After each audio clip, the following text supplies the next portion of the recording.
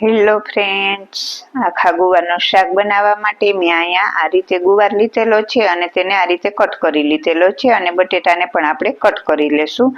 હવે એક કુકરમાં તેલ ગરમ મૂકીશું. તેલ ગરમ થાય એટલે બધા મસાલા ઉમેરીશું અને તેમાં આદુ લસણની પેસ્ટ ઉમેરીશું અને આપણે ટમેટાની પ્યુરી ઉમેરી તેને થોડી વાર માટે સાતળી લેશું. સતળાઈ જાય પછી આપણે તેમાં બધા મસાલા કરીશું અને જે ગુવાર અને બટેકું કટ કરેલા છે તે ઉમેરી થોડું પાણી ઉમેરી અને તેની 4 થી 5 વિસલ કરી લેશું.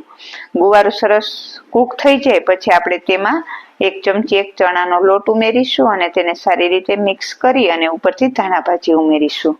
તો તૈયાર થઈ ગયું છે એકદમ મસ્ત મજાનું ટેસ્ટી એવું આખા ગુવારનું શાક.